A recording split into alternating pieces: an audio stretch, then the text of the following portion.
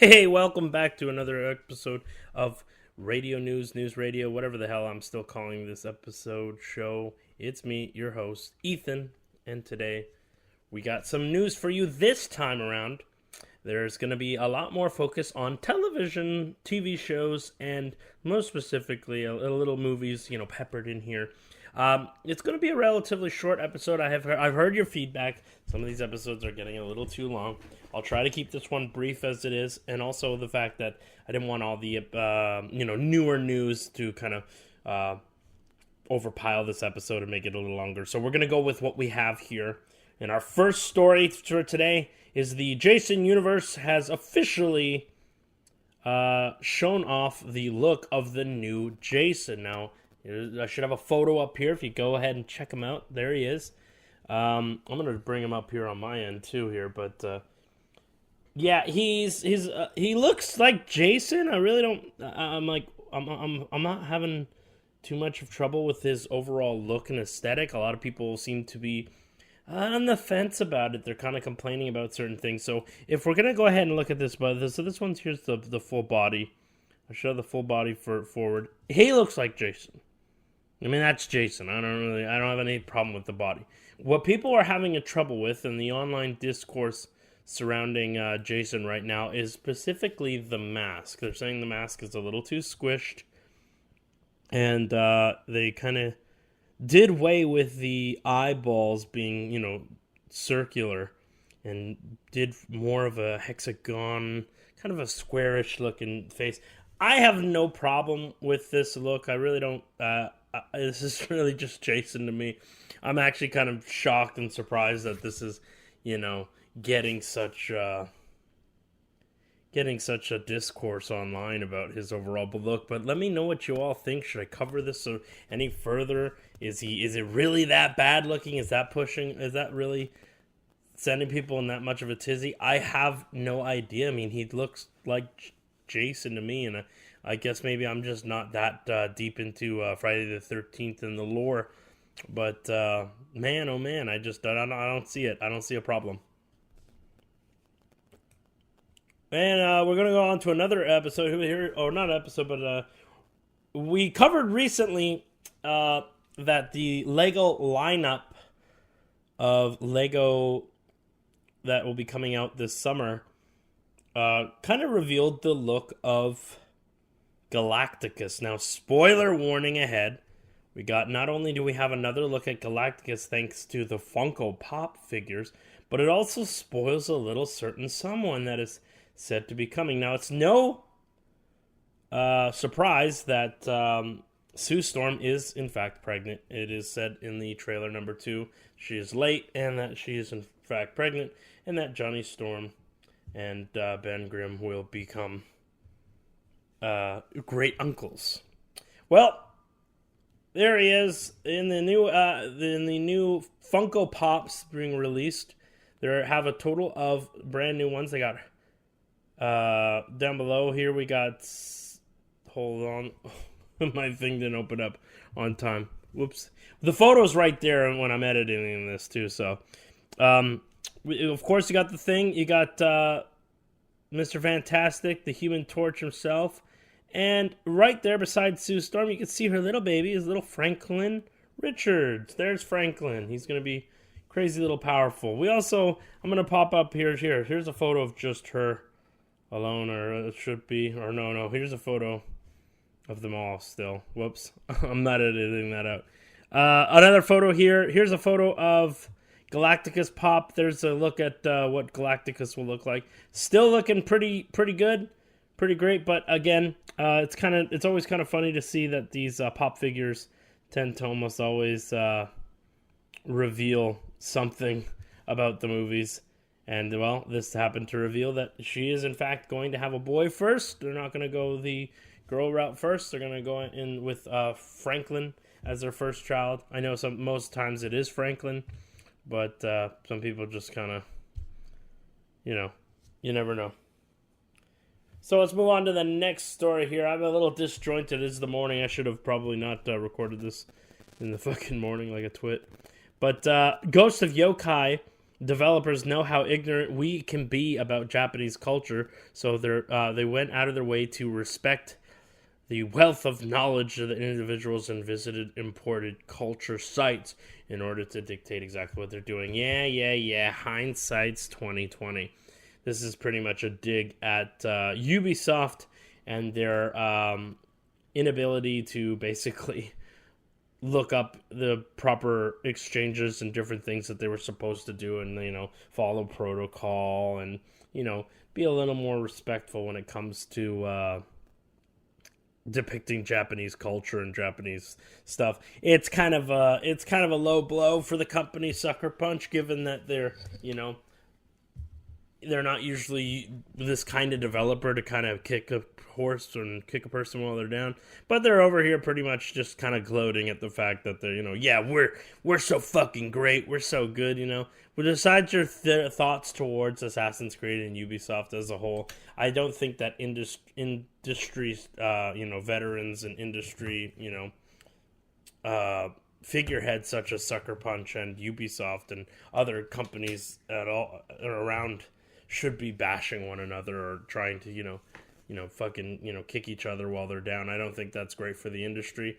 You guys are working hard. Yeah, everybody's working hard on these games. Whether you like the company, whether you are into the games, whether you give a shit or something like that. That's like me telling you, okay, well, yeah, sure, you worked hard on this this little poster board presentation for your school, but I did it fucking better, and I even asked the teacher to make sure that it was fucking better, you piece of shit, you worthless cunt, right?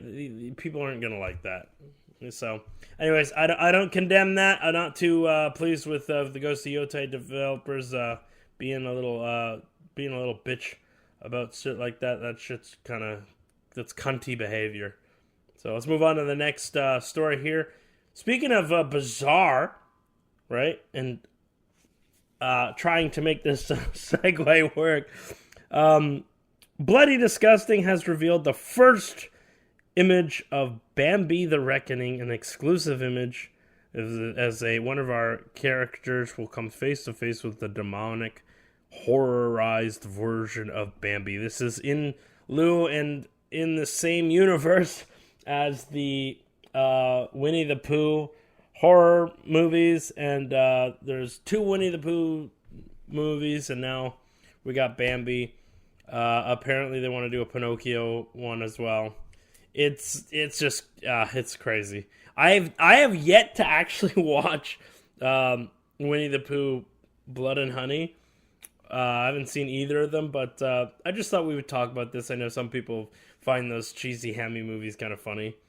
And I mean, obviously it's doing well. Here they are doing their third, little spin-off thing with horror, basically taking these, cutesy, artsy-fartsy characters where the license has reached its 100-year-old tuner, and now they're over here pretty much making horror movies out of it. So what do you think? Do you think this is the fate that is going to happen to a lot of these Disney properties? Do you think maybe this is like the direction that a lot of other IPs might stand, when they hit 100 years old? I know that Superman's about to hit 100 years old. Let me know down below what you think. Hey, speaking of movies, though, we still got some more movies and first looks at stuff. So apparently the Super Mario Brothers movie, which we all thought was going to be called Super Mario Brothers 2, is officially been revealed that it will in fact be called Super Mario World.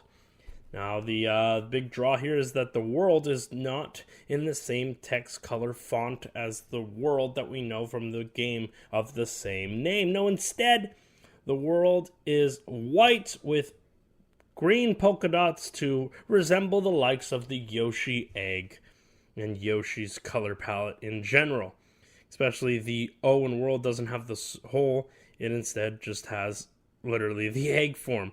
They also have the egg looking like it's about to hatch in the background in this photo that I'll put up for you guys. Yeah, I guess it's pretty much evident Yoshi is coming. How Yoshi will clear into these story, what direction they're going to go with Super Mario World is all up in the air. Not too much is well known other than it's going to be called Super Mario World, and Yoshi will be part of it. Now, I have to say, I do really love the Super Mario Brothers movie. I think it was really, really great.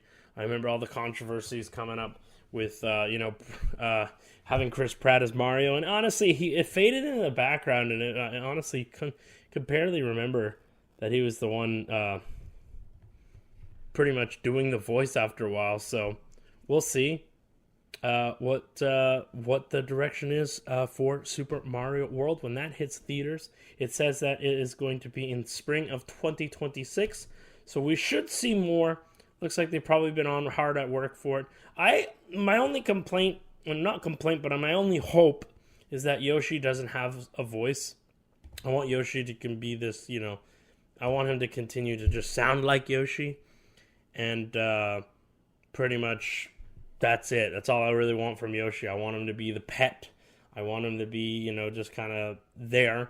I don't want him to be having a voice. I feel it will be really, really bizarro to see Yoshi with the voice. I know it's not out of the ordinary. We already see Mario speaking and Toad and all these other characters, but Yoshi's just never spoken, and I don't know.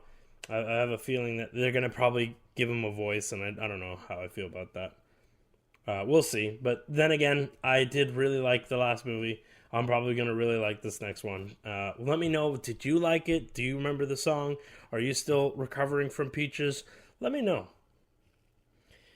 It's not all good news, though, for Nintendo properties, because it looks like Nintendo, before the release of the Switch, has to come out and pretty much take on some more baggage and some more negative news. It seems every time here on News Radio that we are covering a Nintendo story for the Nintendo Switch 2, it's almost always negative. I think I can only think on one topic where they were doing something positive, but Nintendo is pedaling back and saying that the VRR, that is the variable refresh rate, will not be supported in dock mode. They were clarifying this over at videogameschronicle.com.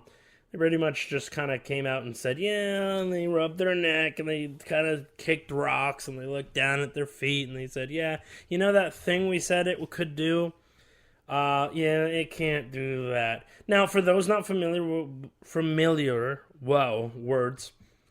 For those not familiar with what VRR, variable refresh rate, is, it basically means the refresh rate at which pixels and images appear on screen. Now, if it is docked up, the idea was that when it is docked up, it should theoretically run and produce images through your HDMI at a faster refresh rate. It's the thing that PC gamers are always going, oh my god, look at my and they couldn't fucking tell you literally what it actually does and how it contributes to gameplay. Personally, I don't really see this being an issue for it, as the Switch itself runs pretty darn smooth, but at the same time, that is a form of false marketing, because you went to one specific news outlet, and it's up to other places and news outlets to cover this on your behalf. And let's face it, most places aren't talking about the fact that, the VRR refresh rate will not be supported and be up to par when the Switch 2 is undocked. And docked. And again, the thing's sold out anyways, so it's whatever. They made their money. You get what I'm saying? So it's just Nintendo doing slight underhanded nonsense again, and to be honest, it's the more and more I have to cover the negativity on Nintendo and Nintendo Switch 2 in particular, the less and less likely I'm willing to buy this console.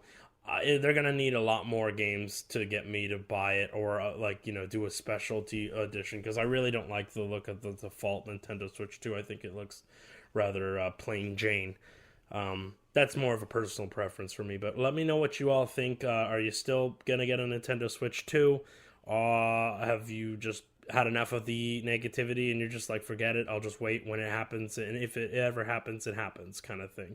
Let me know what camp you fall into. Hey, let's take a break though from video game and negativity and movie news and movie and TV show news, and let's go ahead and do some possible positives. This one's actually coming from Ubisoft for a change, with Ubisoft says that its Prince of Persia remake will finally arrive near the first quarter of 2026. Now, this game has pretty much been on in video game development hell. Not too sure how you can take a game that was from 2000 and we're supposed to do an HD port, and then I guess it evolved into a full-blown remake. So apparently now it's a full-blown remake, not a HD port or a remaster or some half-assed attempt at Ubisoft getting your money. And no, instead it is a full-blown remake from the ground up of the original Prince of Persia's The Sands of Time. I recently played through, not recently, I'll say it was a good while back, maybe 3-4 years ago. I played through the Prince of Persia Sands of Time on the Xbox Original. And then my version of the Xbox Original, I guess there was a big scratch in the towards the end of the disc and it just didn't work. So I was not unable to beat it. And then I picked up a Nintendo GameCube version of Prince of Persia. And I just never got around to playing it. I guess I was just a little too bummed out at the fact that I had not finished it. So maybe this is a good time for me to go and play the Nintendo GameCube version of Prince of Persia: The Sands of Time before the remake hits us in Q1 of 2026. But let me know, do you like Prince of Persia? Have you played Prince of Persia: Sands of Time? And are you excited for a remake of Prince of Persia? It's about time, though, that Prince of Persia sees the limelight. We're not talking about that side-scroller one. That is a good game, mind you, but I'm talking about traditional Prince of Persia. It's been a while since the Prince has been gracing our screen, so let me know. Are you going to pick it up when it comes out? Are you skeptical of Ubisoft? Let me know. Hey, speaking of skepticism, it looks like after Mortal Kombat 1 got their definitive edition, rumors started to circulate as Warner Brothers ended support that all signs were pointing to an Injustice 3. And that's not only the rumors that is floating around, because several series vets and people who have been known to leak a lot of Warner Brothers material and a lot of NetherRealm material have said that there are artwork and different things that they have seen from Injustice 3. I was looking for a better word than things. I'm sorry. Yeah, so it looks like all signs are pointing towards a DC fighter, though he has gone on and to clarify that it is, in fact, a DC fighter of some sort, something spanning within the DC universe. It is not clear, let it be known, even though I said Injustice 3, it is not 110% Injustice 3 as of yet. All they know is that NetherRealm is, in fact, working on a DC Universe project. What does that mean? Who knows? More than likely, given the company's track record, it is probably going to be a fighting game, and with that, we can logically come to the conclusion that it is probably a sequel to Injustice 2, being Injustice 3. But with the rebranding of DC, the DC Universe with James Gunn and all that going on with him and Peter Safran, it could possibly be a reboot where they're just doing something completely different within that universe. We'll see. I have a sneaking suspicion it's not Injustice 3. I want to go out on a limb here. If I'm wrong, I'm wrong. I would love to see more Injustice. I love Injustice 2. It's my favorite of the series. Hopefully, if they just do the same thing, ditch the assists from Mortal Kombat 1 with the cameos, unless you can refine it to actually make some fucking sense or not break the game completely. But let me know what down below. Are you excited for NetherRealm to move away from Mortal Kombat 1 and potentially move into Injustice 3 or a DC fighter? I would love to hear what you have to think about it. And should we continue to cover that? Because leaks will start to come aplentiful now that NetherRealm is basically in development in their next game. Hey, speaking of the next step, though, it looks like Malcolm in the Middle reboot. If you had not known, Malcolm in the Middle is being rebooted. with the upcoming reboot or continuation of the series, but everybody's back except for one actor, and we'll get into that right here in a second. But it's great to see that Frankie Muniz, the titular character of himself, Malcolm, is back in the acting game after having his stint being a NASCAR driver for a bit. That was pretty cool. Of course, we got. I'm gonna name them by their character names, not their actor names, because this is even to this day, Bryan Cranston. Like even when he's in, with Walter White, I've always called him Hal. My whole life I've called him Hal. I absolutely adore Malcolm in the Middle. I think I've watched this show maybe 3 or 4 times. Every time, like clockwork, at 8 o'clock when I was young, I would watch Malcolm in the Middle, and I would make sure my teeth are brushed, because Mom was like, you need to go to fucking bed. And I said, shut up, bitch. And then she would come up, she'd strike me, and she'd Panther strike me. She'd Panther strike me. So I learned to keep my mouth shut, and I'm joking. This is not real. Do not associate my mom with Panther strikes. Or do. It's up to you. But yeah, what was I going to say? Yeah, so let's go through here. The photo should be up at this point, but there it is. So we have Dewey. We've got the mom. Oh my god, I can't remember the mom's name. That sucks. Hal. We got little baby Jamie. We got Malcolm. We got Reese on the very end there, and then his older brother Francis right beside him in the blue. If this photo works, if not, fuck it. Here's an older photo of them, I guess. Yeah, everybody is returning, including baby Jamie, but the only person that will not be returning is actually Dewey on the far left there in the green. Dewey will not be returning. He is fine with living low. He doesn't want to turn to acting. He doesn't really care. He's not into it, and it is what it is. Though both Reese has come out of retirement as well. Francis was doing voiceovers and was kind of doing book writing and all that stuff like that. So he never really truly left the industry. Of course, Hal's been in the industry for forever, and so has the mother. Let me look up the mother's name right now. I'm actually I'm actually disappointed in myself that I don't know her name. That's really upsetting to me. Wow. I'm ashamed of myself. I apologize.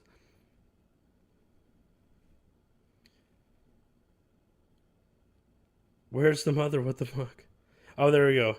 Lois! Oh my god, I'm so stupid. Wow. That's an oopsie on me. I should have been more prepared. Now, my only other thing that I want to know is, will David Anthony Higgins, Craig, will he be returning as Craig? And also, will his friend Stevie, will he return? All this and more, we'll find out. I also think they also need to do something. They need to address the fact that the grandmother has passed away, the actress. That'd be a great way to open up the movie or TV show. Be a little bit more respectable, I guess. But yeah, let me know. Are you excited for this reboot? Apparently, the reboot will be on Disney Plus. So that's the only downside to this, is that if you are a big Malcolm in the Middle fan and you have been excited to see them all return for the sitcom, what are your thoughts? And do you think Disney Plus is the right move? Are you going to be watching it? Let me know down below. I also want to see what happens to baby Jamie. Baby Jamie was shoehorned in the last 2 seasons of the show, and in the first, and by last I mean like the last couple episodes of the second to last season, where he's born, and then all throughout the final season he's sort of there, but they don't really do much with his character. So it'll be neat to see what they do. And also the actress that plays Lois, she's real old now. Like, she's like almost 80. So we'll see how that pans out, if she's still got her kicks to basically be. I want to apologize too, because I really do like the character as well. I find that she has to put up through hell with these boys, so it's pretty much. Oh man, I love this show, as you can tell. I said I'd keep this show brief, and I'm fucking at the 24-minute mark. Hey, let's speed run some of this, okay? Shall we? Speaking of speedruns, Siberia, the remastered oh my god, I just ruined the giveaway. Hey, Siberia, you know that point and click, you fucking idiot? Well, it's being remastered, you dipshit. You fucking ruined it for everybody. Somebody is like, they're either turning me off or they're like, you fucked it up, Ethan. You're a dumbass. I really should never record these in the morning until I've gone over my material. I apologize. It's been a day. I thought, you know what, fuck it, I'll get it all done, you know. Why am I talking over Siberia? Well, because I've never actually played Siberia. It's a point-and-click adventure game. It's supposed to be some sort of post-apocalyptic game where it's not like post-apocalyptic, but like what would have happened had the Ice Age never stopped. That's kind of the whole deal. There's Siberia 1, 2, 3, and a fourth game called The World Before. And now they are remastering it. I've always been meaning to get into this to see if it's worth if it's something I would be into.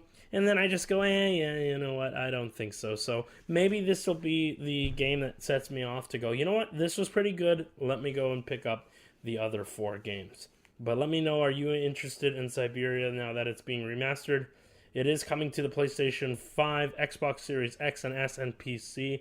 No official release date as of yet. Hey, speaking of new games, though, it looks like multiple Xbox-related showcase have officially been announced for next month. We're going to be covering it here. What was originally E3 is now just going to be Xbox Games Showcase 2025. It's just around the corner.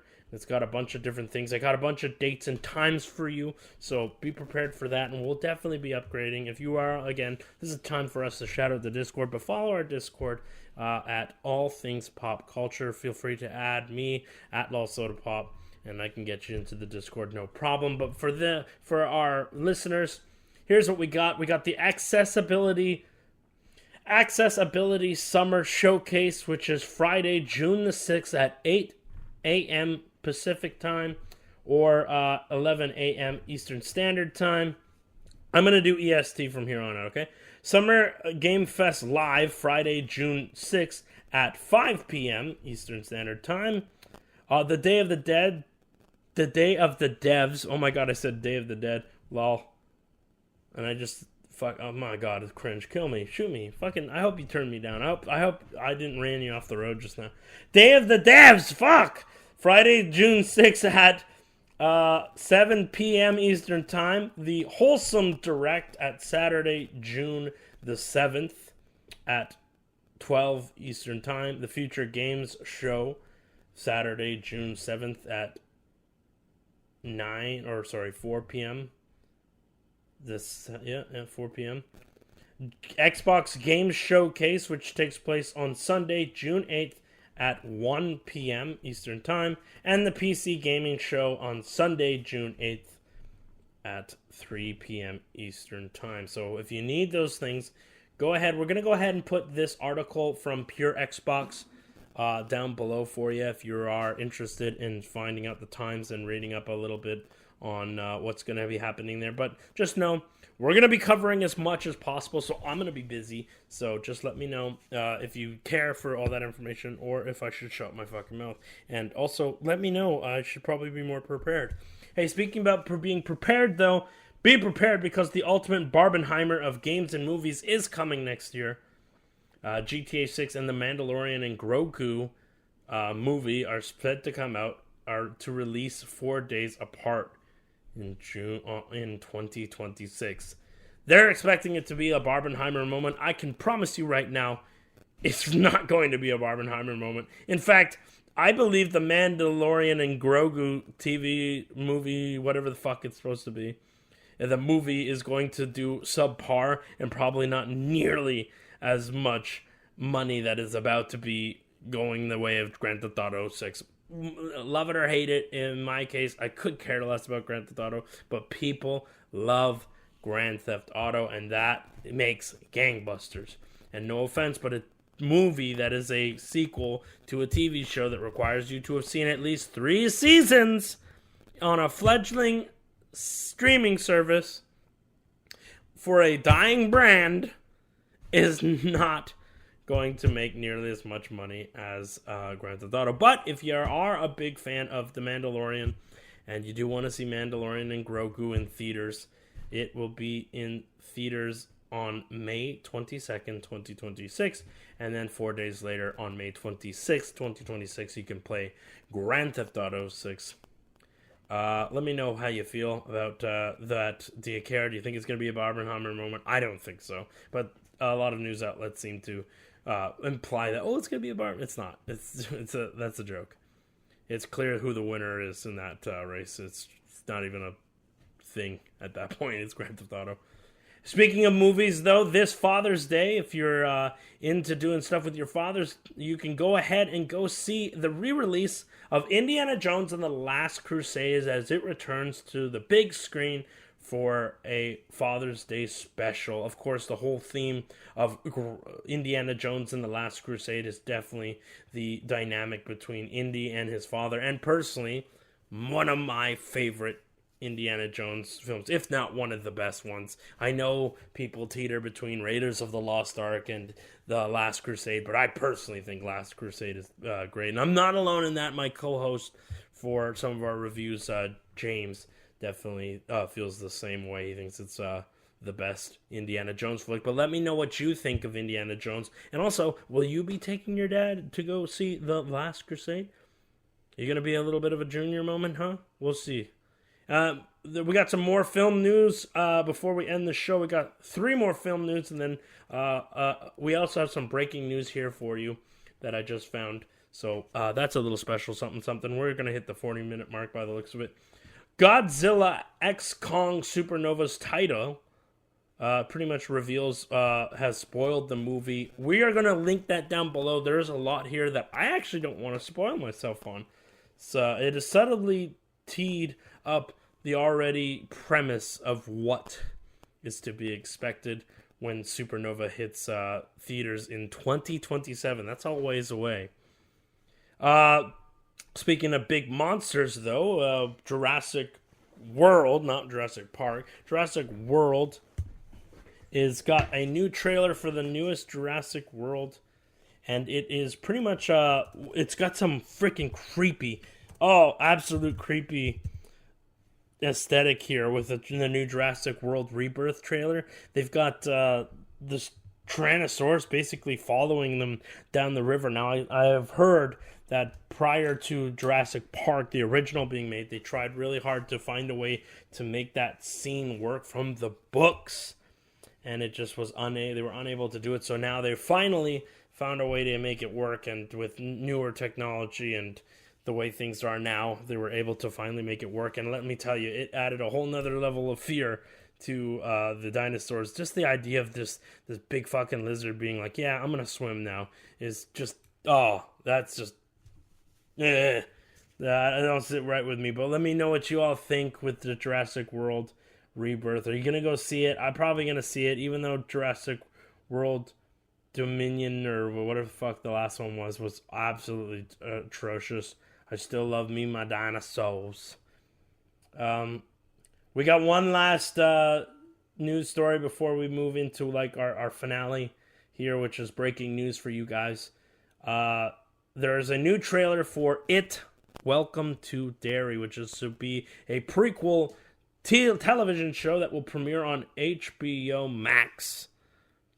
The show is set in the 60s and is pretty much this first or another group of children that had to deal with Pennywise prior to the kids from the 80s.